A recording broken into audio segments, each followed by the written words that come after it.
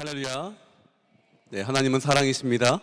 하나님은 선하십니다. 네, 하나님의 선하심과 사랑하심이 여러분 삶과 함께 있으기를 예수님의 이름으로 축복합니다. 우리는 지난주까지 요한일서 5장 1절부터 5절까지의 말씀을 함께 나눴습니다. 1장과 2장을 통해서 예수 그리스도께서 진리이심을 이야기했고 3장과 4장을 통해서 형제를 사랑하는 것에 대해서 함께 말씀을 나누었습니다. 그래서 1장부터 4장까지의 말씀을 통합한다면 예수님을 믿는다는 것은 곧 형제를 사랑하는 것이다 라는 결론에 이르게 되지요. 그렇기 때문에 하나님을 사랑한다는 것은 하나님을 사랑한다는 것은 하나님이 사랑하는 사람을 사랑하는 것이고, 하나님을 사랑하는 사람을 사랑한다라는 것은 결국 예수님을 믿는다라는 것이 되고, 다시 또 예수님을 믿는다는 것은 하나님을 사랑한다라는 그런 원리로 되게 된다는 것을 말씀을 드렸습니다. 그리고 지난주 말씀 가운데서는 이제 하나님께서 이 이웃을 사랑하는 것이 하나님의 역사 가운데 승리로 이끄신다라는 것들을 함께 나누었습니다. 그래서 요한의 이야기를 제가 말씀을 드리면서 이 요한이 형제를 사랑하기 위해서 하는 행동이 이 로마 시대 가운데 어떠한 일을 보여줬고 결국 그것이 세상을 이기게 되는 승리의 역사로 변하게 되는 것들을 함께 말씀을 나누었습니다. 그렇다면 이제 이런 우린 결론에 이르게 됩니다. 예수님을 믿는다는 것은 하나님을 사랑하는 것이고, 하나님을 사랑하는 것은 하나님이 사랑하는 사람을 사랑하는 것이고, 이제 하나님이 사랑하는 사람을 사랑하는 것은 세상에 승리로 이끌게 된다라는 것이 이 요한일서 가운데 계속해서 전개되고 있는 말씀입니다. 자, 그렇다면 이제 오늘 말씀, 이 요한일서 5장 6절부터의 말씀은 세상을 이겼다라고 하는데, 그렇다면 어떻게 예수님께서 이 땅에서, 이 세상에서 세상을 이기게 하셨는지에 대해서 함께 좀 말씀을 나누도록 하겠습니다. 왜냐하면 이 에베소 교회 가운데 이 하나님의 말씀을 왜곡하는 이단들이 있었기 때문입니다. 이 이단들은 이렇게 주장을 하였습니다. 예수님은 하나님이 아니시고 인간으로 오셨다가 어느 날 세례를 받는 순간 하나님의 영이 임해서 하나님처럼 되셨다가, 그렇게 사역을 하시다가 십자가에 달려 돌아가시기 전에 하나님의 영이 떠나서 다시 인간으로 되셨고, 그 다음에 십자가에 달려서 인간으로 죽었다라고 하였습니다. 그들이 이렇게 이야기한 이유는 영혼만 구원하시고 실제의 우리 삶에 함께 고난받고 우리 삶에 관심이 있는 예수님을 피시는 겁니다. 왜냐하면 그들은 그들의 원하는 대로, 자신이 원하는 대로 삶을 살고 싶었기 때문입니다. 하지만 성경에서는 분명하게 말하고 있는 것은 무엇입니까? 예수님께서 하나님이시며 하나님이신 예수님께서 인간으로 오셔서 죽었기 때문에 우리의 모든 질병과 고난과 우리의 모든 삶이 예수님 안에서 구원받을 수 있다라고 말씀하고 있는 것입니다. 이것이 잘 나타낸 말씀이 이사야서의 말씀 53장 4절부터 5절까지 말씀입니다. 우리 함께 읽도록 하겠습니다. 시작. 그러나 사실 그가 짊어진 병은 우리의 병이었고 그가 짊어진 아픔은 우리의 아픔이었다. 우리는 그가 맞을 짓을 해서 하나님께서 그를 때리시고 고난을 주신다라고 생각했다. 그러나 사실은 우리의 허물이 그를 찔렀고 우리의 악함이 그를 상하게 했다. 그가 책망을 받아서 우리가 평화를 누리고 그가 매를 맞아서 우리의 병이 나은 것이다. 아멘. 예수님께서 인간으로서만이 아니라 하나님이시기에 그분의 찔림과 그분의 고난이 우리의 구원이 되는 것입니다. 진정으로 우리의 삶에 찾아오셔서 그분이 우리와 함께 고난받으시고 우리와 함께 아파하시기 때문에 우리가 진정한 위로와 구원을 받을 수가 있는 것입니다. 그렇기 때문에 우리가 삶에서 형제를 사랑할 때에 형제를 사랑하는 행동이 실제적으로 구원으로 이끌 수 있는 승리가 되는 것입니다. 영과 육이 분리된 것이 아니라 하나이신 예수 그리스도이시기 때문입니다. 여러분, 이걸 믿으시는 성도 되시기를 예수님의 이름으로 축복합니다. 계속해서 우리 6절부터 8절까지 말씀을 함께 나누도록 하겠습니다. 시작. 오늘 본문 6절부터 8절까지 말씀입니다. 시작. 그분은 물과 피로 오신 분 곧 예수 그리스도이십니다. 그분은 물로만 오신 것이 아니라 물과 피로 오셨습니다. 그것을 증언하시는 이는 성령님이십니다. 성령은 진리이십니다. 증언하시는 이가 셋인데 성령과 물과 피입니다. 이 셋이 서로 일치합니다. 여기서 중요한 단어가 나옵니다. 물과 피와 성령이라는 단어가 나오는데요, 물은 세례를 뜻하고요, 피는 십자가를 의미합니다. 요한은 다시 한번 명확하게 이야기합니다. 여러분 성도님들, 예수님께서 니고데모와 함께 나눴던 이야기를 기억하십니까? 예수님께서는 이렇게 말씀하셨습니다. 너희가 물과 성령으로 나지 아니하고는 하나님 나라에 들어갈 수 없다라고 말씀하셨죠. 예수님 그분이 스스로 세례를 받으시고 그분이 하나님의 아들이심에도 불구하고 스스로 낮아지셔서 가장 낮은 위치에서 세례를 받으셨습니다. 그분은 인간으로서 스스로 십자가에 달려 돌아가시면서 그분이 높은 곳에 있어서 그럴 필요가 없었지만 스스로 낮아지셔서 우리를 위해서 십자가에 달려서 돌아가시기로 결정하셨습니다. 그분이 단지 영으로 와서 아무런 고통을 받으신 게 아닌 게 아니라 실제적으로 나를 위해서 육체적으로 피를 흘리셨다라는 것입니다. 나를 위해서 고난을 받으셨다라는 것입니다. 그렇다기 때문에 사도 요한이 말하는 것은 무엇입니까? 예수님은 실제적으로 물과 피를 흘리시면서 십자가에 달려 돌아가셨다. 십자가에 달려 돌아가신 예수님께서는 지금도 우리의 고난을 아시고 우리의 아픔을 아시고 우리의 고난 가운데 떨어져 계신 분이 아니라 지켜보는 분이 아니라 나와 함께 고난 가운데 계시고 내가 아파할 때 같이 아파하시고 내가 병들 때 같이 아파하시면서 나와 함께 계시는 분이다 라고 말하는 것입니다. 그러기 우리 아픔을 하나님이 아십니다. 우리의 고난을 예수님께서 아십니다.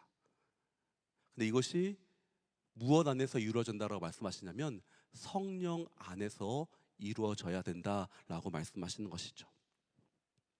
우리는 이럴 때가 있습니다. 하나님, 성령의 뜻이 무엇인가?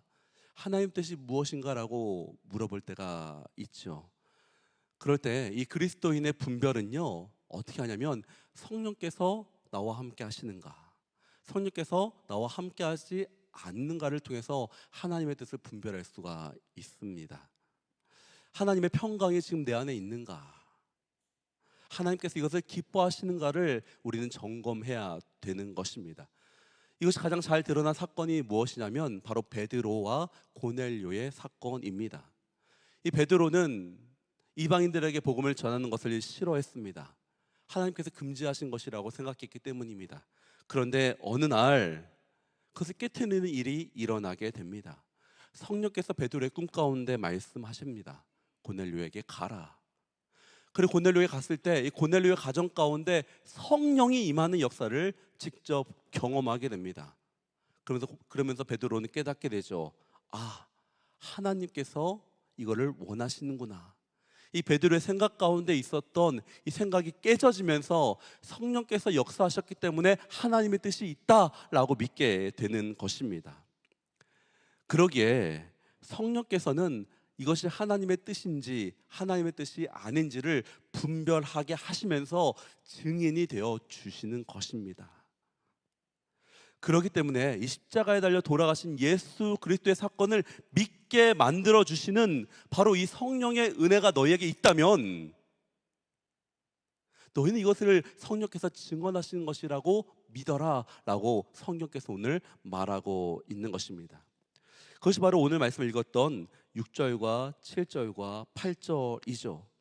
우리가 사람의 증거를 믿는데 성령께서 드러나게 하시고 성령께서 함께 하시는 증거가 있다면 당연히 믿어야 되는 것이 아니냐라고 지금 요한은 주장하고 있는 것입니다. 또 하나, 성령님께서 이 예수께서 하나님이시고 인간이신 것을 어떻게 증거하셨습니까? 바로 성령 강림 사건입니다. 예수님께서 돌아가시고 나서 제자들에게 말씀하셨습니다. 누가복음 24장 49절 말씀입니다. 시작. 보라, 내가 내 아버지께서 약속하신 것을 너희에게 보낸다. 그러므로 너희는 위로부터 내려온 능력을 입을 때까지 예루살렘에 머물러 있으라. 너희는 성령을 기다려라. 성령께서 오실 것이니 너희는 함께 모여서 기다려라라고 예수께서 말씀하셨고, 실제 그들이 예수께서 승천하시곤 이후 이 예수님께서 말씀하신 것을 지키기 위해서 다락방에 모여서 함께 기도하고 있었습니다. 그럴 때 오순절 때에 어떤 일이 일어났습니까? 성령이 불같이 임해서 그들 가운데 예수님께서 오시고 예수님께서 살아계셨으며 예수님께서 육체로 오심을 믿게 하시며 예수님께서 하나님의 아들이신 것을 믿게 하시는 성령이 그들 가운데 임한 것입니다. 이것은 굉장히 중요한 것이죠. 성령이 무엇을 증거하십니까? 예수님이 인간이신 것을 증거하시고 예수님이 하나님의 아들이신 것을 증거하시고 예수님이 지금도 살아계신 것을 증거하시고 예수님이 지금도 나와 함께 하신 것을 증거하시고 예수님께서 우리의 삶 가운데 역사하시고 변화시키시고 승리자가 되게 하신 것을 누가 믿게 하신다고요? 성령께서 믿게 하신다라는 것입니다. 그것이 바로 성령이 증인된다라고 우리에게 오늘 말씀하고 있는 것입니다. 이것보다 더 강력한 증인은 없습니다. 그렇기 때문에 반대로 얘기하면 이단들에게는 성령이 없어요. 그들의 생각과 논리로 감정적으로 스스로 속일 수는 있겠지만 성령께서 함께 하시지 않는다면 예수 그리스도께서 하나님의 아들이신 것과 그분이 놀라운 구원자이심을 믿지 못하게 되는 것입니다. 그렇기 때문에 이단에는 성령이 없습니다. 그렇기 때문에 우리는 더욱더 중요한 것은 무엇입니까? 내가 예수를 믿기 위해서 누구께 의지해야 됩니까? 성령께 의지해야 되는 것이고 성령님을 구해야 되는 것입니다. 그러기 위해서 우리는 성령 충만을 위해서 기도하셔야 되는 것입니다. 그렇다면 어떻게 우리는 성령이 계신다는 것을 알 수 있겠습니까? 먼저 성령께서 계신다는 것은요, 예수님이 우리의 구원자라고 고백하는 것입니다. 예수님을 영접하는 것이 첫 번째입니다. 우리 고린도전서 말씀을 보면 이렇게 나옵니다. 성령으로 하지 아니하고는 예수를 주라 할 수 없다라고 말하고 있습니다. 내가 예수님 믿겠다, 예수님을 내가 하나님의 아들임으로 믿겠습니다라고 하는 순간 이미 우리 안에는 성령님이 계십니다. 이걸 좀 생각해 보겠습니다. 우리 안에 단단한 벽이 있다고 생각해 보겠습니다. 이건 나라는 사람의 벽이죠. 나를 지키는 벽입니다. 그런데 어느 날 성령님께서 이 안에 찾아오십니다. 어떻게 오신지 모르겠어요. 하나님의 신비이겠죠. 성령께서 오셔서 내 안에 문을 만들어 주십니다. 열지 못했던 그 문을 만들어 주십니다. 그리고 나서 그 앞에 누가 오십니까? 예수께서 찾아오세요. 예수께서 찾아오셔서 톡톡톡 두들기시면서 문을 열지 않겠니? 라고 나에게 물어보십니다. 나에게 손을 내밀어 주십니다. 그리고 나서 우리가 마음문을 열어 예수께 손을 내밀어 그분을 영접할 때에 우리는 예수를 믿게 되는 것입니다. 그것이 은혜이고 그것이 구원의 통로인 것입니다. 그래서 이 성령님께서는 우리로 하여금 예수님을 믿을 수 있도록 구원의 통로를 만들어주시는 역할을 하십니다. 그러기에 이 성령님의 역사는 너무나 놀랍고 감사한 것이죠. 또 하나는 무엇이 있습니까? 바로 성령의 충만함을 받아야 된다는 것입니다. 이것을 우리는 때로는 성령의 내주하심 또는 성령의 세례라고 이야기도 합니다. 바로 이것은 내 안에 예수님께서 중심이 되어주셔서 내 삶의 주인이 되어가는 과정을 말씀하는 것입니다. 예수님께서 내 안에 오신다면 오신 것뿐만 아니라 이제 내 마음 가운데 중심이 되어주셔서 내 삶의 모든 것이 예수님의 뜻 안에서 예수님의 뜻으로 향해서 살아가게 되는 것입니다. 때로는 우리가 예수님을 믿지만 이 예수님이 나의 삶의 중심이 아닐 때도 있습니다. 근데 우리는 어떻게 해야 됩니까? 예수님으로 하여금 내 삶의 중심이 되도록 나를 내어드려야 되는 것입니다. 나의 주인이 되도록 예수님이 내 삶 가운데 실제로 역사하시도록 예수님 믿은 것뿐만 아니라 내 삶을 예수께 내어드리는 것, 여러분, 그것이 반드시 우리 삶 가운데 일어나야 됩니다. 그런데 우리의 삶의 이 영혼이라는 것이요, 참 교만합니다. 교만해서 예수님 믿은 것은 좋은데 이 예수님께 나의 삶의 중심을 드리지는 않죠. 그런 일이 참 우리 삶 가운데 많은 것 같습니다. 그런데 성령님께서 우리의 삶을 예수님께 내어드리도록 나를 누르시고 예수님을 내 삶의 중심에 오시도록 그거를 도와주십니다. 그것이 성령님께서 하시는 일이십니다. 바로 그것이 성령 충만함인 것입니다. 그것이 바로 오순절 때에 일어난 것입니다. 성도님, 생각해 보시겠습니다. 예수님을 믿었던 제자들이 있습니다. 그들은 3년 동안 예수님과 함께 동행했습니다. 그들은 예수님을 믿었습니다. 그런데 그들은 믿었지만 자신의 어려울 때 예수님을 배반합니다. 예수님을 떠납니다. 그런데 그들에게 오순절 때 어떤 일이 일어나겠습니까? 성령이 임합니다. 성령의 충만함을 입습니다. 그러자 그들의 삶의 중심에 누가 오십니까? 예수 그리스도가 오시기 시작한 겁니다. 그 전까지는 예수님 믿었지만 내 삶의 주인은 나였습니다. 그런데 이제 성령 충만함을 입자, 성령이 오시자 나의 삶의 중심을 하나님께 온전히 드려 내 삶을 다 하나님께 드리고 내 삶의 모든 것들이 하나님이 역사하시도록 내어드리자 성령 충만함이 임하게 된 것입니다. 불같이 임하며 바람같이 임합니다. 내 감정을 건드리고 때론 내 영혼을 움직이시는 성령의 역사가 우리 가운데 임해야 되는 것입니다. 근데 그것은 내 영혼이 압니다. 우리가 정확하게 깨닫게 됩니다. 아, 이제 진정으로 예수님이 살아계시는 분이시구나. 진정으로 예수님께서 내 삶에 역사하시는구나. 그분이 단지 내가 알고 있었던 분이 아니라 내가 지금 믿고 있고 내가 의지할 뿐이고 그분을 내가 의지할 때 살 수 있구나, 이분만이 나의 전부이구나 라는 것을 알게 합니다. 그것이 바로 성령의 충만함을 입는 거예요. 그렇게 살았기 때문에 제자들이 자신의 목숨을 버리면서까지도 하나님의 일을 감당할 수 있었던 것입니다. 두려움이 떠나갔던 것입니다. 자신의 삶에 실제적으로 예수 그리스도의 승리가 임하도록 하신 것은 누가 있었기 때문에? 성령이 있었기 때문에 그렇게 되는 것입니다. 그것이 우리에게 증거가 된다. 오늘 요한일서에 그것이 우리에게 증인이 된다라고 말하고 있는 것입니다. 그러게 이것을 반대로 뒤집어본다면 성령의 충만함을 받지 못한 사람은 그 증거가 없는 것입니다. 그러기에 이 요한일서에서 이 요한이 말하고 있는 것은 무엇입니까? 우리가 성령을 받아야 한다라는 것이고 성령의 충만함을 받아야 한다라는 것이고 성령을 충만함을 받음으로 인해서 내 삶의 중심이 예수께 드려지도록 하라라고 말하고 있는 것입니다. 그래서 이것이 앞의 내용과 이어지게 되는 것이죠. 예수님을 믿는다는 것은 하나님을 믿는다는 것이고 하나님을 믿는다는 것은 하나님이 사랑하는 사람을 믿는 것이고 하나님을 사랑하는 사람을 믿는 것이 바로 승리로 임하게 되는 것인데 이것이 무엇 안에서?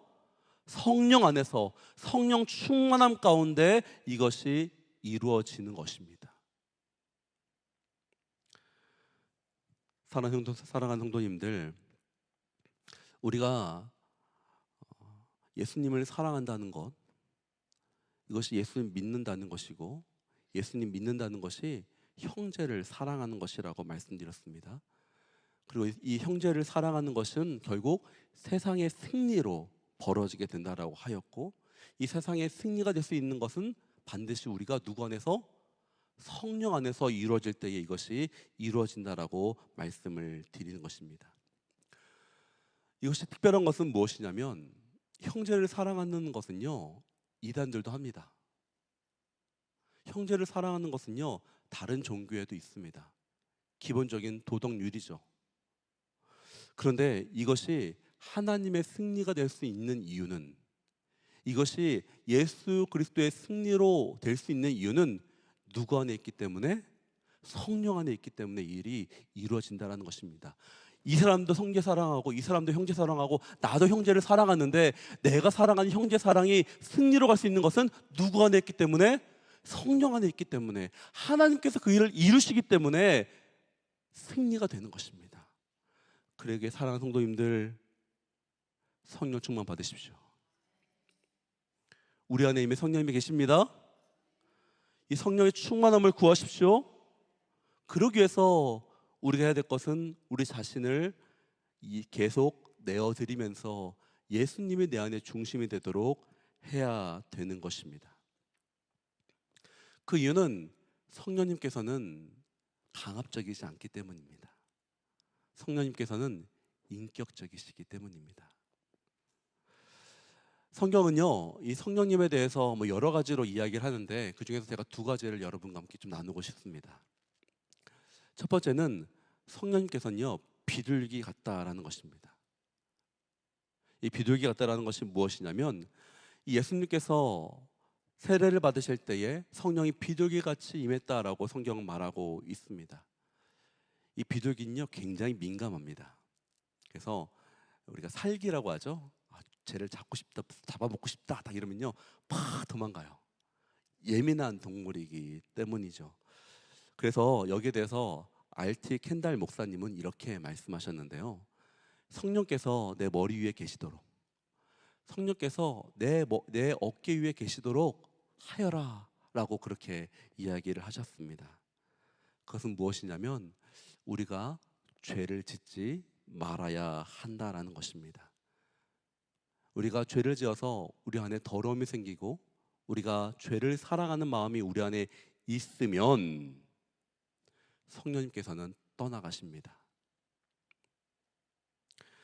하지만 우리가 늘 회개하고 죄를 짓지 않기 위해 노력하면 노력할수록 그 성령님께서 우리와 함께 붙어 계시는 것입니다.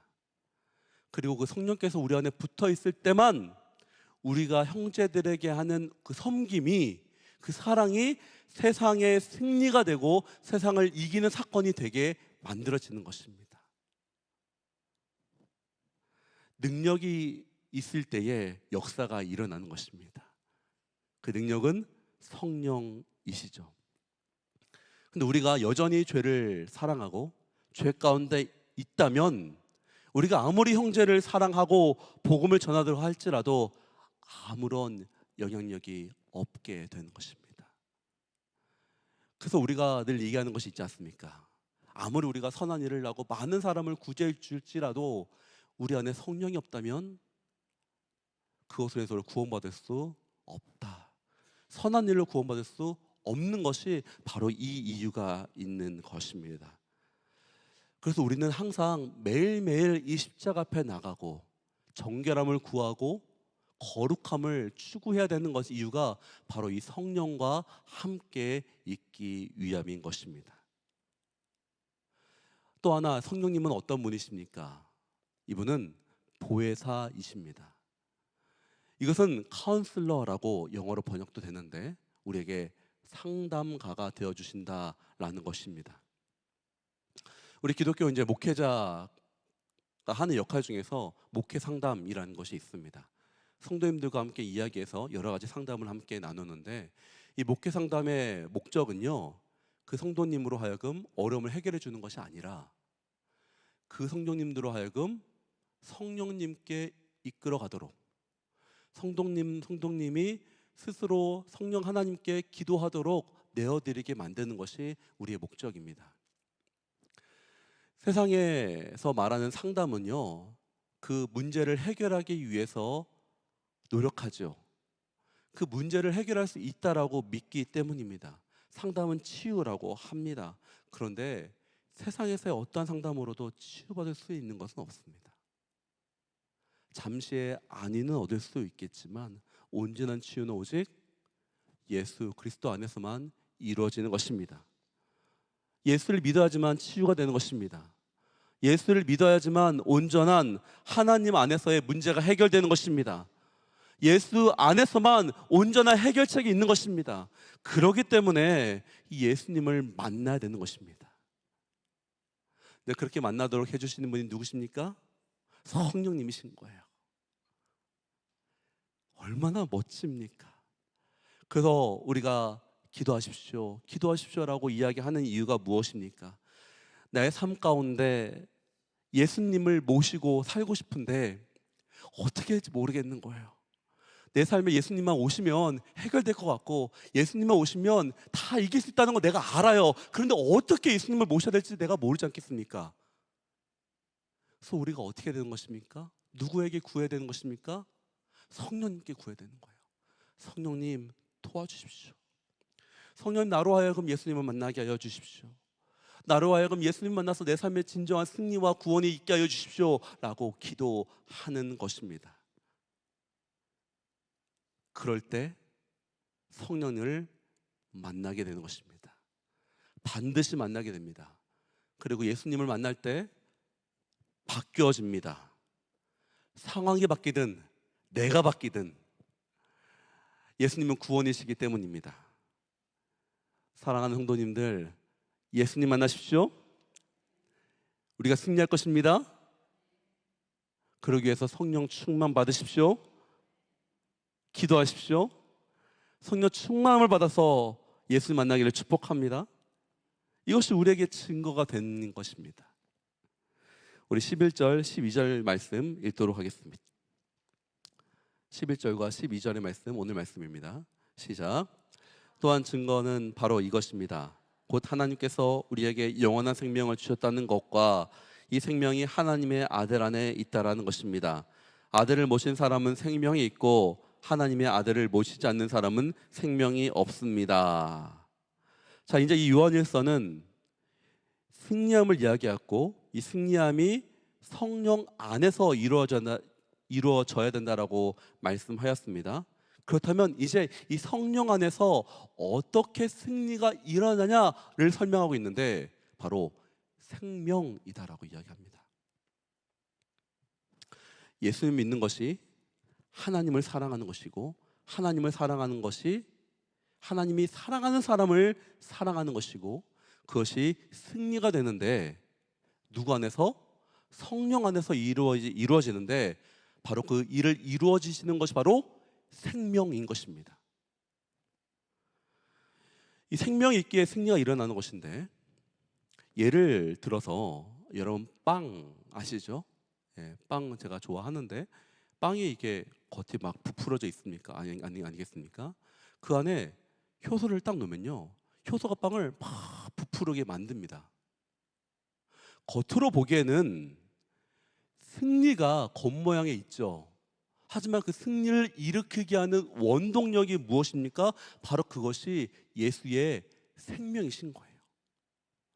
형제를 사랑하는 행동이 거기에 예수의 생명이 있기 때문에 그 예수의 생명이 형제를 사랑하는 행동이 우리로 하여금 세상의 승리를 가져다 주게 만든다라고 말하는 것입니다.